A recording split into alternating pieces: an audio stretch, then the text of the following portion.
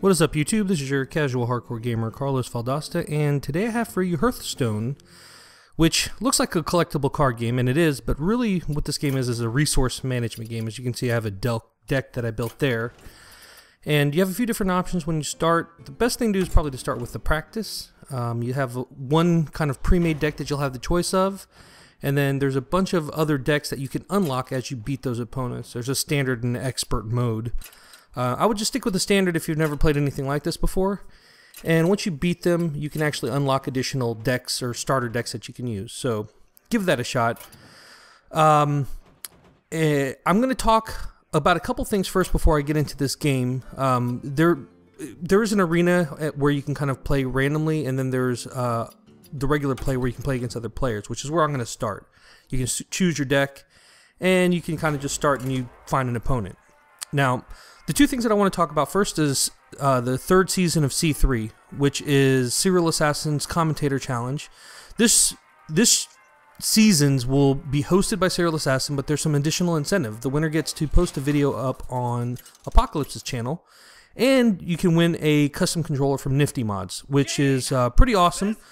I would say that while those things are great, it's not the major draw of C3. What I think the major draw of C3 is the ability to learn a lot about yourself as a commentator, and also to meet some really good YouTubers that you can collaborate with in the future. I feel like I was lucky to participate in the second season, even though I lost in the second round to Zoltan, who ended up winning the whole tournament.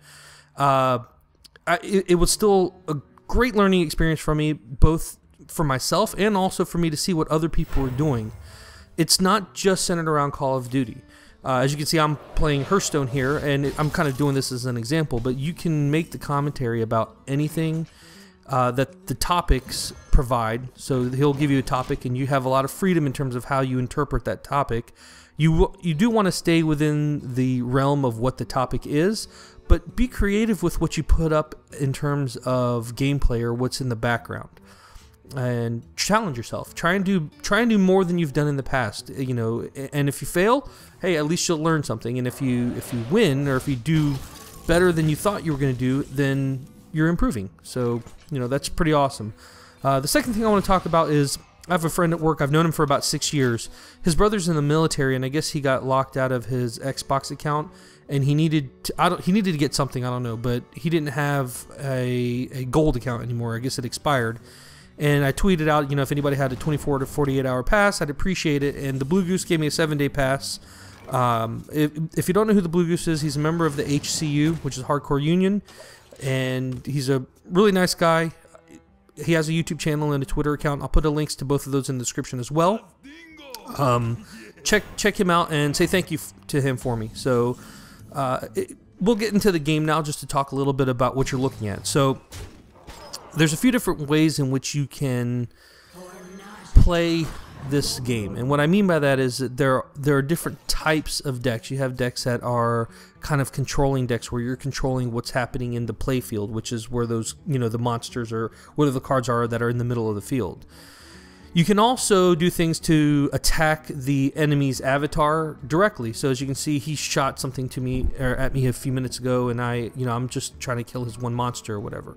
Some of the monsters or some of the cards have special abilities, and some of them are just kind of like your vanilla regular creatures. You have an attack and a defense. Your defense does not regenerate. So for instance, if I attack something for 2 points of damage and they have 4 points of health, when I hit them once, they'll only have 2 points of health left unless they heal that life. There is a timer on your turn. If you take too long, it'll start like a countdown, and I don't know what happens, because I've never seen anybody hit the end of that countdown. I think you either lose your turn or something happens. It's probably going to be bad. Now, while this game looks like just a collectible card game like Magic the Gathering and Yu-Gi-Oh! And stuff like that, it is to a degree, but what it really is and what all those games are resource management games. There are certain things you can do to do better than your opponent, I guess you can say. So for instance, what I'm doing right here, I actually made a mistake the first time, but the second time that I did this was to kind of prove a point. Like, I wasted 2 cards, and I didn't kill anything. I did some damage to him, but I didn't actually kill anything that was on the field, so it was kind of a mistake to play it that way.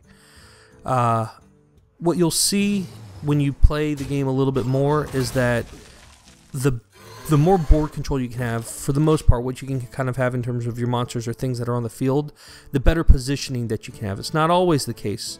There are certain things you have to consider. So you have a limited amount of resources. Once you get to like 10 of your magic points that are in the bottom right hand corner, you don't go higher. You don't accumulate any more per turn. Most of the cards are, well, there's cards that range from 1 cost all the way up to 7 or 8 costs that I've seen.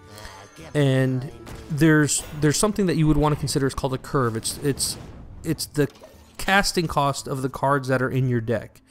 You want to try and stay away from a top-heavy deck for the most part, because if you get a bunch of stuff that costs 6 and 7 and it's on the second and third turn, you're going to be coming into the game at a disadvantage. So the majority of my deck is in 1, 2, and 3 casting cost cards, and then there are some 4, 5, and 6, and I think I have 2 7 casting cost cards out of 30 cards.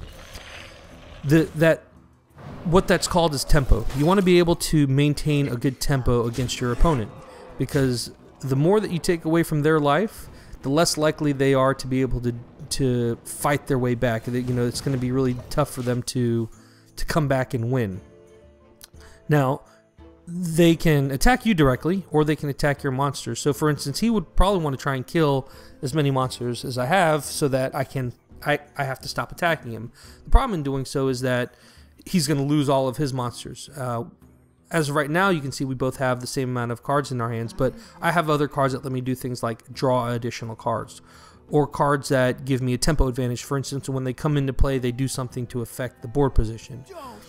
Anything like that is better than something like a card that would be a 1-for-1 trade. You always want to try and gain an advantage in cards, either 2-for-1, 3-for-1, or whatever the case may be.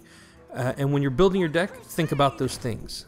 Now, he's trying to put out a bunch of stuff here, but it doesn't matter, because as of right now, I have a lethal amount of damage that's in play, so to speak.